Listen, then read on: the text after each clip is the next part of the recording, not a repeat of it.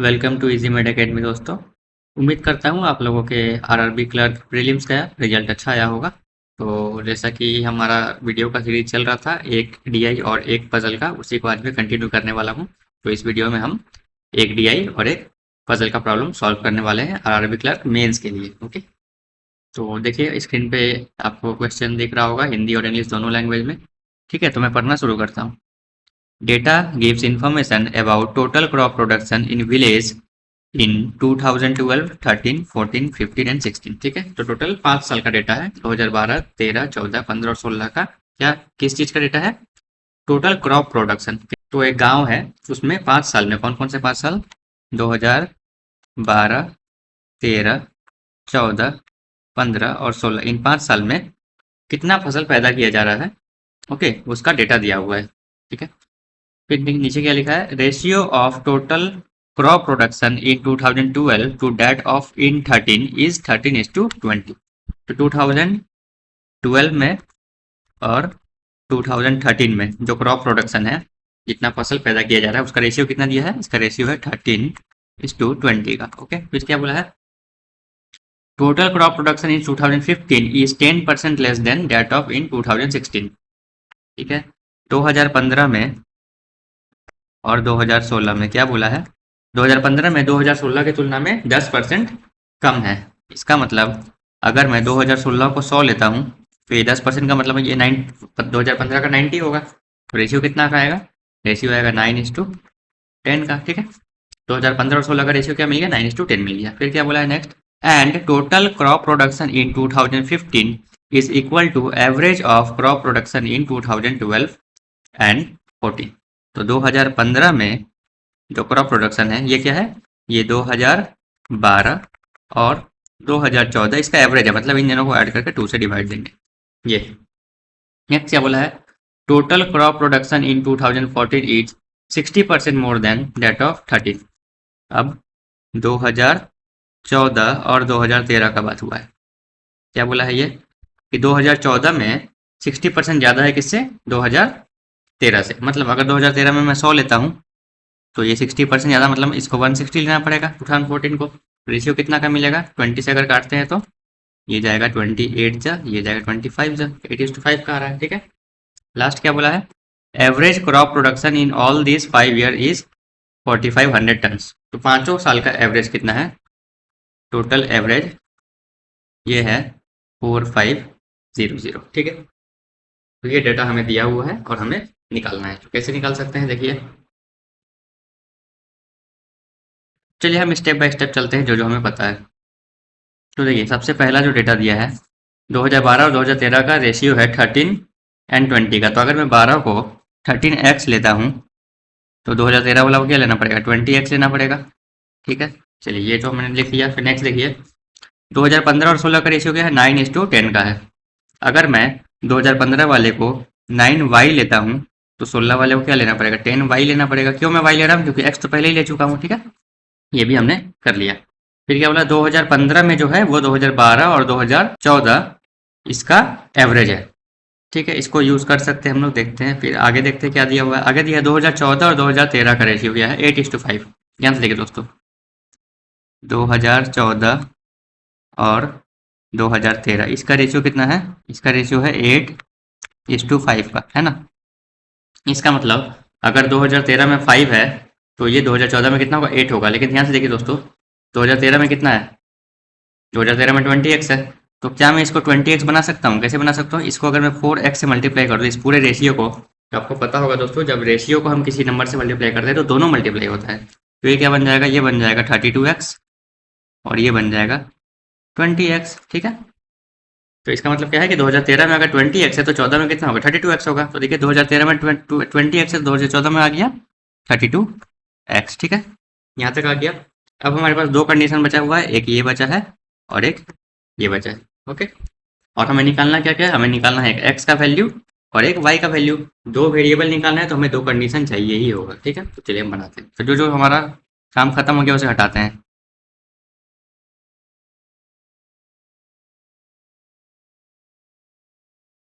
तो अब देखिए नंबर 1, ये जो कंडीशन है इसे हम लिखते हैं। 2015 में जो है वो 2012 और 14 का एवरेज है। 2015 में कितना है? 9y। तो 9y इक्वल्स टू क्या होगा 2012 प्लस 2014 बाई 2। 2012 में है 13x प्लस 2014 में कितना है 2014 में 32x बाई 2। ओके, तो क्रॉस मल्टीप्लाई करते हैं तो 2 इन 9 जब हो जाएगा 18y इक्वल्स टू 13x और 32x को मिला के कितना मिलेगा, ये मिलेगा 45x। ठीक है, 9 से जाएगा दोनों साइड तो 9 से इसको काटेंगे, ये आएगा 2y, ये आएगा 5x। ये एक इक्वेशन आ रहा है। ठीक है, दूसरा क्या है, दूसरा बोला पांचों का एवरेज कितना है 4500। तो पांचों का हम अगर एवरेज निकालेंगे तो क्या मिलेगा, अगर मैं इन पांचों को ऐड करता हूँ तो कितना आएगा, यहीं पे कर लेते हैं। देखिए 13x प्लस 20x कितना हो गया 33x। 33x में 32x जोड़ेंगे तो कितना होगा, वो हो जाएगा 30 प्लस 30 60 65x। ठीक है, तो 65x प्लस अब y वाला जोड़ते हैं, 9y में 10y जोड़ेंगे तो आ जाएगा 19y। ये इक्वल टू कितना होना चाहिए, अगर पांचों का एवरेज है 4500 तो टोटल कितना होगा, टोटल होगा 5 इंटू 4500। ठीक है, बस ये दो इक्वेशन को अगर हम सॉल्व कर लेंगे तो x और y का वैल्यू आ जाएगा। ठीक है, चलिए कैसे कर सकते हैं, देखिए यहाँ देखिए दोस्तों, हमें 5x का वैल्यू पता है 2y। ठीक है, तो मैं क्या करूँगा, अगर मैं इस इक्वेशन को 13 से मल्टीप्लाई करता हूँ तो क्या मिलेगा, देखिए 13 इंटू 2 ये आएगा 26y इक्वल्स टू 13 इंटू 5 आ जाएगा 65x, है ना। तो ये मुझे एक रिलेशन मिला, क्या मिला, 65x का वैल्यू क्या है 26y है। तो उसको मैं यहाँ पुट कर रहा हूँ, चलिए इसको मैं यहाँ सॉल्व कर रहा हूँ। देखिए 65x की जगह मैं लिखूंगा 26y plus 19y equals to 5 into 4500। ठीक है, अब देखिए अब इन दोनों को ऐड करके कितना आएगा 45 आएगा ना। चलिए एक लाइन में आपके लिए लिख ही दे रहा हूँ, 45y इक्वल्स टू आ गया 5 इंटू 4500। वाई कितना आ जाएगा, वाई आ जाएगा 5 इंटू 4500 डिवाइडेड बाई 45। 45 से ये जाएगा 100 टाइम में, वाई कितना आ गया, वाई आ गया 500। ठीक है, तो देखिए तो वाई हमारा आ गया 500। ओके, अब हमें एक्स निकालना है, तो एक्स हम यहाँ से निकाल सकते हैं, ये रिलेशन में पता है। ठीक है, ये सब हटाते हैं हम, रिलेशन हमें क्या पता है 2y इक्वल टू 5x है ना, इसको ऐसे लिख सकते हैं 5x इक्वल्स टू 2y। तो x क्या मिलेगा, x मिलेगा 2y बाई 5। अब बताइए अगर y का वैल्यू 500 है तो 2y कितना हो जाएगा, सीधा पुट करते हैं 2 इंटू 500 बाई 5। 5 से जाएगा 100 टाइम में, तो ये आ गया 200। तो x इक्वल्स टू मिल गया 200। बस अब हमें वैल्यू पुट करना है, चलिए करते हैं। तो x का वैल्यू है 200 और y का है 500। तो 13 को 200 से मल्टीप्लाई करेंगे तो ये आ जाएगा 2600। ठीक है, तो सारा यूनिट किस में था दोस्तों, देखिए टोटल कितना जो एवरेज था, एवरेज किस में दिया, टन में दिया था, TONNE टन, मतलब सारा यूनिट ये टन में होगा। ठीक है, तो 2013 देखिए कितना है 20x, x का वैल्यू 200 पुट करेंगे तो 20 इंटू 200 कितना हो जाएगा, ये हो जाएगा 4000। 32 इंटू 200 कितना हो जाएगा, ये हो जाएगा 6400। 19 इंटू 9 इंटू वाई का वैल्यू है 500, 9 5 जगह 45, तो ये हो गया 4500। और 10y वाई इक्वल टू 500 तो 10y इक्वल टू 5000। ठीक है, तो ये सारा डेटा हमें दिया है, इसी बेसिस हम क्वेश्चन सोल्व करेंगे। देखिए दोस्तों पहला क्वेश्चन क्या बोला है, find total crop production in 2015 and 16 together. तो 2015 और 16 का टोटल चाहिए। 2015 कितना है, 2015 का है 4500, 16 का कितना है, 16 का है 5000, ऐड कर कितना आएगा 9500 आएगा, 9500। कौन सा ऑप्शन करेक्ट हुआ, ऑप्शन नंबर बी करेक्ट हुआ। ठीक है, देखिए दोस्तों यहाँ डेटा निकालने में आपको डिफिकल्टी हुआ, थोड़ा टाइम लगा, तो क्वेश्चन आपके थोड़ा जल्दी जल्दी बनेंगे। ओके, नेक्स्ट देखिए, if in 2013 village produced only 3 crops wheat rice and bajra. ठीक है, तो 2013 में 3 तरह का क्रॉप बना है, सॉरी क्रॉप प्रोड्यूस किया गया, कौन कौन सा, व्हीट राइस और बाजरा। In the ratio 36:27:17। क्या रेशियो क्या है, 36 27 और 17 का। नेक्स्ट क्या बोला है, respectively then find difference in production of wheat and production of bajra in the village in 2013। अब 2013 में मुझे व्हीट और बाजरा का डिफरेंस चाहिए। तो देखिए रेशियो वाइज देखा जाए, व्हीट कितना है 36, बाजरा कितना है 17, दोनों का डिफरेंस कितना आएगा, 36 में 17 माइनस करेंगे 19 आएगा। मुझे 19 का वैल्यू निकालना पड़ेगा। ठीक है, कैसे निकालेंगे, देखिए मुझे 2013 में क्या पता है, टोटल पता है। 2013 में टोटल कितना है 4000 है, तो रेशियो वाइज टोटल कितना हो रहा है 36। इसको तीनों को ऐड करेंगे, देखिए 27 और 17 को जोड़ेंगे तो आएगा 44। 44 में 36 जोड़ेंगे तो आएगा 80। 80 का वैल्यू हमें कितना दिया हुआ है 4000। तो एक का वैल्यू कितना आएगा, ये आएगा 4000 बाई 80। अब 19 का वैल्यू क्या होगा, इसी को 19 से मल्टीप्लाई कर देंगे, 19 से मल्टीप्लाई कर देंगे, ठीक है। कीजिए, ये जीरो से जीरो चला गया, 8 से जाएगा, 8 5 जा 40, 50 आ गया। तो 19 इंटू 50 कितना हो गया, 19 5 जो होता है 95, 950 आ गया। 950 tons, option number E correct हुआ, ठीक है। कुछ लोग कैसे करते हैं, कुछ लोग क्या करते हैं, वो पहले 36 का वैल्यू निकालते, फिर 17 का निकालते, फिर माइनस करते हैं। ऐसा नहीं करना है, हम सीधा रेशियो में ही निकाल दिए। रेशियो में क्या किया, 36 और 17 का जो डिफरेंस है 19, बस इसका वैल्यू मैंने डायरेक्ट निकाल दिया। ओके, अगला क्वेश्चन देखिए। If village produced only wheat and bajra in 2012 in the ratio 8:5, ठीक है। तो 2012 में व्हीट और बाजरा ये दो तरह का क्रॉप प्रोड्यूस किया गया, इसका रेशियो कितना है 8:5 का। ओके, आगे क्या बोला है, and selling price per ton of wheat and bajra in 2012 is 625 and 500 respectively. तो व्हीट का जो प्राइस है ये कितना है, ये है ₹625, और बाजरा का कितना है ₹500 पर टन, एक टन का, ठीक है। Then find total revenue of village in 2012। Total revenue मतलब टोटल कितना पैसा जमा हुआ इनको बेचने से, वो हमें निकालना है। बहुत सिंपल है, देखिए 2012 में हमें टोटल पता है, टोटल कितना है 2600, टोटल है 2600, ठीक है। तो मैं क्या करूँगा, व्हीट और बाजरा अलग ले निकालूंगा और उसको मल्टीप्लाई कर देंगे इससे। तो व्हीट कितना आएगा बताइए, देखिए रेशियो में व्हीट है 8 और बाजरा है 5, टोटल कितना हुआ 13, 8 और 5 मिलकर 13 हुआ। 13 का वैल्यू दिया हुआ है 2600, एक का वैल्यू आ जाएगा 200, 8 का वैल्यू कितना आएगा 8 इंटू 200 1600, और 5 का वैल्यू आ जाएगा 5 इंटू 200 1000, ठीक है।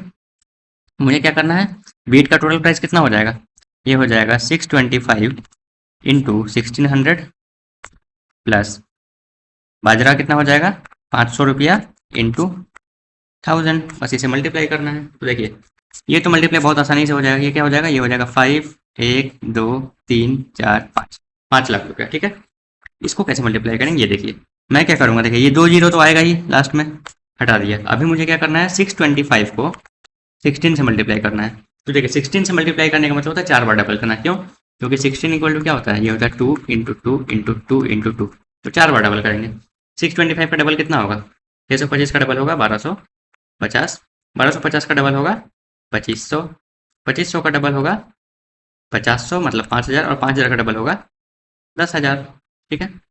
यहाँ आएगा 10,000, ठीक है। तो ये टोटल कितना हो गया, ये टोटल हो गया 10 लाख, और ये हो गया 5 लाख, मिला के हो गया 15 लाख, ठीक है। ऐड करके आप देख लीजिएगा, यही आएगा। ओके, कौन सा ऑप्शन करेक्ट हुआ, ऑप्शन नंबर डी करेक्ट हुआ, ठीक है। नेक्स्ट क्वेश्चन देखिए। इन 2016 and 17 village produced only wheat and rice, and ratio of production of wheat to that of rice in the village in 2016 and 17 is 16:9 and 4:3 respectively. अब एक नया साल बोल दिए 2017, ठीक है। तो 2016 और 2017 वीट और क्या बोला, राइस, वीट और राइस, यहाँ भी क्या है वीट और राइस। रेशियो क्या बोला है, 2016 का रेशियो है ये 16:9 का, और 2017 में वीट और राइस का रेशियो क्या है 4:3, ठीक है। फिर क्या बोला, if production of wheat in village 2017 is 400 tons more than that of in 2016। तो यहाँ का जो वीट है 2017 का जो वीट है, ये 2016 के वीट से कितना ज़्यादा है, 400 टन ज़्यादा है, ऐसा बोला है, ठीक है। Then find production of rice in the village in 2017 is what percent of that of 2016। तो मुझे क्या निकालना है कि 2017 का जो राइस है ये 2016 का राइस का कितना परसेंट है, यही निकालना है, ठीक है। बार बार मैं बता दोस्तों, क्या निकालना है वो पता होना चाहिए। तो कैसे बना सकते हैं, देखिए 2017 का तो हमें ज़्यादा कुछ पता है नहीं है, ठीक है। क्या पता है 2016 का, 2016 में टोटल कितना है, टोटल है 5000, इसका टोटल है 5000, और रेशियो वाइज देखा जाए तो टोटल कितना है 16 और 9 मिला के 25। तो 25 का वैल्यू क्या दिया हुआ है, ये दिया है 5000, तो एक का वैल्यू कितना आ जाएगा, एक का वैल्यू आ जाएगा 200 आएगा ना, डिवाइड करेंगे तो मुझे क्या करना है, मुझे देखिए सिर्फ वीट से मतलब है, राइस से कोई मतलब है नहीं। अब अभी फिलहाल क्या, चलिए निकाल लेते हैं, चलिए दोनों निकाल लेते हैं, क्योंकि यहाँ तो चाहिए राइस, देखिए यहाँ तो हमें राइस चाहिए होगा, ठीक है। तो 16 का वैल्यू क्या आ जाएगा, 16 का वैल्यू आ जाएगा 3200, मल्टीप्लाई करेंगे तो 16 इंटू 200 होगा 3200, और 9 का वैल्यू हो जाएगा 9 इंटू 200 मतलब 1800, ठीक है। तो क्या आ गया मेरा, ये आ गया 3200 वीट, और राइस कितना आ गया, राइस आ गया 1800, ठीक है। चलिए अब नेक्स्ट स्टेप क्या है, नेक्स्ट स्टेप बोला है 2017 में जो वीट है वो 2016 के वीट से 400 ज़्यादा है। तो 2016 का वीट कितना है, 3200, 3200, इसमें 400 और करेंगे तो क्या आएगा, 3600 आएगा। तो ये वैल्यू तो मुझे मिल गया, ठीक है। मुझे ये वैल्यू चाहिए, कैसे निकालेंगे बताइए, बहुत सिंपल है। 4 का वैल्यू मुझे पता है तो 3 का वैल्यू निकालना है, निकाल सकते हैं ना। 4 का वैल्यू अगर 3600 है तो 1 का वैल्यू कितना होगा, डिवाइड करेंगे तो 4 9 जा 36 900, तो 3 का वैल्यू कितना हो जाएगा, 3 इंटू 900 मतलब 2700, ये आ गया 2700। अब देखिए ये वैल्यू भी मुझे मिल गया और ये भी मिल गया, तो हम बना सकते हैं। मुझे क्या चेक करना था कि 2017 का जो राइस है ये 2016 का राइस का कितना परसेंट है। 2017 का राइस कितना है 2700 और 2016 का राइस कितना है 1800 इंटू 100, यही करना है हमें, ठीक है। तो ये 2 जीरो और ये 2 जीरो चला गया, 9 से जाएगा 2 टाइम में, 9 से जाएगा 3 टाइम में, और 2 से जाएगा 50 टाइम में। 50 इंटू 3 मिला कितना हो गया, 150% आ गया। ऑप्शन नंबर बी करेक्ट हुआ, ओके। आखिरी क्वेश्चन देखिए डीआई का, find the ratio of total crop production in village in 2013 and 14। 2013 और 14 का मुझे रेशियो चाहिए। 2013 में है 4000 और 14 में कितना है 6400, ठीक है। सबसे पहले 2 जीरो काटेंगे, फिर किससे जाएगा ये 8 से जाएगा, 4 से काटते हैं, 4 10 जा 4 से जाएगा, 4 1 4 4 4 6 जा, फिर जाएगा 2 से, 2 5 जा 2 8 जा 5:8 आ रहा है। ऑप्शन नंबर ए करेक्ट हुआ, ठीक है। तो दोस्तों डिस्क्रिप्शन बॉक्स में मैंने बाकी के वीडियो के लिंक्स भी मैंने डाल दिए हैं, जिसमें मैंने ढेर सारे डीआई के प्रॉब्लम और डीआई एंड पजल के प्रॉब्लम्स अपलोड किया हुआ है सेम इसी एग्जाम के लिए, तो आप वो भी देख सकते हैं। साथ ही मैंने IBPS clerk mains and SBI clerk mains and IBPS RRB PO mains के भी काफ़ी सारे वीडियोस अपलोड किए हैं, वो भी आप देख सकते हैं, आपका कॉन्सेप्ट स्ट्रांग होगा। तो हम चलते हैं पजल के प्रॉब्लम की ओर। तो दोनों लैंग्वेज में क्वेश्चन दिया हुआ है, हिंदी वाले क्वेश्चन का स्क्रीनशॉट ले लीजिए और उसे अपने कॉपी में नोट कर लीजिए, उसके बाद मेरे साथ बनाना शुरू कर सकते हैं आप, ठीक है। तो चलिए 10 boxes QRSTUVWXY and Z are kept one above the order in the form of the stack but not necessarily in the same order. तो 10 बॉक्सेस है Q से लेके Z तक, इनको एक के ऊपर एक रखा गया। स्टैक का मतलब होता है दोस्तों एक के ऊपर एक, एक के ऊपर एक, एक के इसके स्टैक बोलते हैं, ठीक है। तो इन 10 बॉक्सों को एक के ऊपर एक रखा गया है और सेम ऑर्डर में नहीं, मतलब क्यू ऐसा नहीं है क्यू ही सबसे ऊपर है उसके बाद आर, ऐसा नहीं है, ठीक है, वो तो पता ही है। Only 3 boxes are kept between box W and box X। तो पहला क्या बोल दिया है कि W और X के बीच में कितने बॉक्स है, 3 बॉक्स है, लेकिन ऊपर है या नीचे है वो नहीं पता, हो सकता है W ऊपर हो सकता है X नीचे हो, पता नहीं। नेक्स्ट क्या बोला है, box Z is kept 2 boxes below box X। ध्यान से देखिए दोस्तों, बहुत सही से पढ़ना है इसको। बोला है कि जो बॉक्स Z है वो X के 2 बॉक्स बिलो है, इसका मतलब ये हुआ कि X के एक छोड़ के दूसरे नंबर पे नीचे Z है, ऐसा ये हुआ। 2 बॉक्सेस बिलो का मतलब हुआ एक छोड़ के नीचे दूसरे नंबर पे। 2 बॉक्स अबव का मतलब क्या होता है, एक छोड़ के ऊपर दूसरे नंबर पे। As many boxes are kept between box X and box Z as kept between box W and box T। तो क्या बोल रहे हैं, X और Z के बीच उतने ही बॉक्स है जितना W और T के बीच है। तो ध्यान से देखो दोस्तों, नंबर 2 में पहले ही बोल दिया है कि X और Z के बीच एक ही बॉक्स है, इसका मतलब W और T के बीच भी एक ही बॉक्स होगा, लेकिन किस तरफ है ये नहीं पता, ऊपर है या नीचे है वो हमें नहीं पता। फिर देखिए क्या लिखा है, 2 boxes are kept between box Y and box W which is kept below box Y। तो देखिए यहाँ विच शुरू होना है, विच किस जहाँ शुरू हुआ उसके पहले वाले की बात हो रहा है, विच का मतलब W का बात हो रहा है। तो क्या बोला है, 2 boxes are kept between box Y and box W। Y और W के बीच 2 बॉक्स है और W जो है वो Y के नीचे रखा हुआ है, इसका मतलब ऐसा होगा कि Y है, इसके नीचे 2 छोड़ के W है नीचे की तरफ, ठीक है। फिर क्या बोला है, box Q is kept adjacent to box T। Q T के एडजेसेंट है, मतलब या तो T के ठीक एक ऊपर है या तो ठीक एक नीचे है। And kept 2 boxes above box R। अब Q जो है वो R के 2 बॉक्स ऊपर है। चलिए यहाँ लिख देते हैं नंबर 6।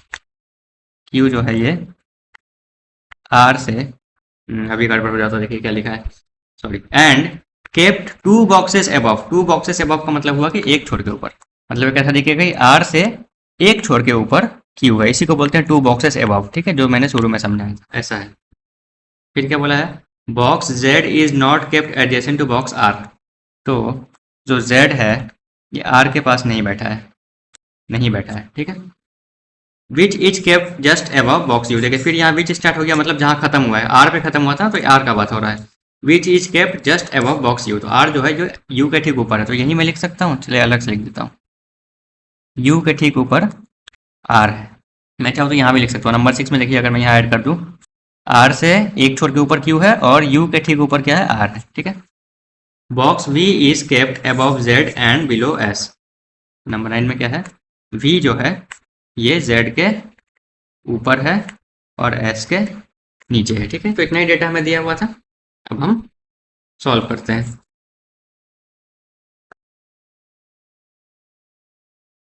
तो देखिए दोस्तों, शुरू हम कहाँ से कर सकते हैं, ठीक है। सबसे इंपॉर्टेंट होता है पजल में शुरू करना। तो डब्लू के बारे में भी बहुत कुछ दिया हुआ है, फर्स्ट में भी दिया है, थर्ड में भी दिया है, फोर्थ में भी दिया है, तो चाहे तो हम यहाँ से भी शुरू कर सकते हैं, ठीक है। तो कहाँ से शुरू कर सकते हैं, देखिए ये वाला, देखिए वाई से 2 छोड़ के नीचे डब्लू चाहिए, वाई से 1 2 छोड़ के यहाँ डब्लू लिया, ठीक है। फिर क्या है, डब्लू से 3 छोड़ के एक्स चाहिए, नंबर 1 में बोला है। तो डब्लू से 3 छोड़ के एक्स में ऊपर भी ले सकता हूँ, नीचे भी ले सकता हूँ, तो मैं 2 पॉसिबिलिटी बना रहा हूँ, ठीक है। एक में मैं ऊपर ले रहा हूँ एक्स को, और एक में मैं नीचे ले रहा हूँ, 1 2 3 छोड़ के एक्स यहाँ ले रहा हूँ, ठीक है। फिर क्या है, नंबर 2 में क्या बोला है, एक्स से 1 छोड़ के जेड चाहिए, तो एक्स से 1 छोड़ के जेड मैंने यहाँ ले लिया, और यहाँ पर एक्स से 1 छोड़ के जेड कहाँ मिलेगा, यहाँ मिल जाएगा, ठीक है। ओके, अब देखिए लोग कितने हो गए फर्स्ट वाले में, देखिए 1 2 3 4 5 6 7 8 9 10, 10 लोग तो हो गए इसमें। मतलब इसमें जेड के ऊपर, सॉरी, मतलब इसमें जेड के नीचे कोई नहीं हो सकता और वाई के ऊपर कोई नहीं हो सकता। तो एक बार देखते हैं कोई पॉसिबिलिटी दिख रहा है ऐसा, ऐसा तो मुझे कोई नहीं दिख रहा। नंबर 9 में क्या है, जेड के ऊपर वी और एस चाहिए। सेकंड वाले में देखिए कितने लोग हुए, 1 2 3 4 5 हुए, ओके।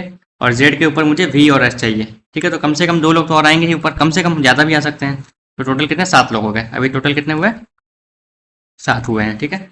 अगला देखिए नंबर 3, देखिए क्या बोला, डब्लू से 1 छोड़ के टी चाहिए, ठीक है।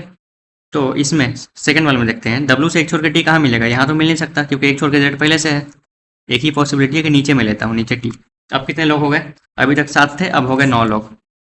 इसका मतलब क्या है, इसका मतलब कि टी के नीचे अगर मैं किसी को लेता हूँ तो एक ही लोग को ले सकता हूँ, उससे ज़्यादा नहीं ले सकता। और क्या कंडीशन है, देखिए नंबर 5 में बोला है कि क्यू के आसपास होगा टी, और नंबर 6 में क्या बोला है, नंबर 6 में बोला है कि क्यू के एक छोर के नीचे आर है, उसके ठीक नीचे यू है। अब देखिए, अब मैं टी के आसपास अगर मैं क्यू को यहाँ लूँ या यहाँ लूँ, कहीं भी लूँ, तो क्यू के नीचे अगर मैं आर लेता हूँ और यू लेता हूँ तो यहाँ पे क्या हो जाएगा, टोटल 10 लोग से ज़्यादा हो जाएंगे। मतलब ये जो केस है ये तो नहीं बैठ रहा है, इसको हटाते हैं। हम लोग सिर्फ फर्स्ट वाले फोकस करते हैं, ये बिल्कुल सही बैठा हुआ है, 10 लोग हैं। तो देखिए डब्लू से 1 छोड़ के टी चाहिए, और टी के ठीक आसपास क्यू चाहिए, और क्यू के नीचे आर और यू चाहिए। तो इसको मैं उल्टे तरीका से सेट करूँगा। देखिए दोस्तों, इसको सेट करने का एक तरीका है, कैसे कर सकते हैं। नंबर 6 को ध्यान से देखिए, नंबर 6 में क्या बोला है, यू के ठीक ऊपर आर चाहिए और 1 छोर के ऊपर क्यू चाहिए। यू के ठीक ऊपर आर का मतलब क्या है, 2 जगह आपका खाली होना चाहिए, है ना। तो एक ये पोजीशन मिल रहा है, तो यहाँ अगर मैं लेता हूँ, अगर मैं यहाँ यू लेता हूँ, यू के ठीक ऊपर आर लेता हूँ, तो 1 छोर के ऊपर टी क्यू मिलेगा, क्यू ऊपर तो जगह है नहीं क्योंकि 10 लोग सेट हो चुके हैं, तो ये पॉसिबिलिटी नहीं हुआ।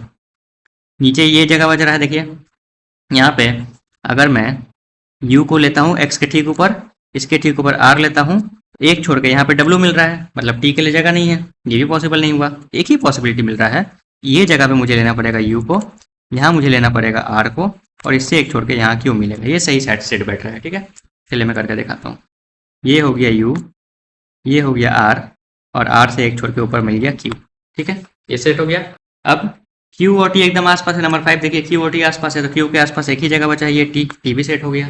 अब बस 2 ही प्लेस बचा है। नंबर 9 में देखिए क्या बोला है, Z के ऊपर V चाहिए, उसके ऊपर S चाहिए, तो Z के ऊपर ये V आ गया, V के ऊपर ये S आ गया, ये हो गया पजल सॉल्व।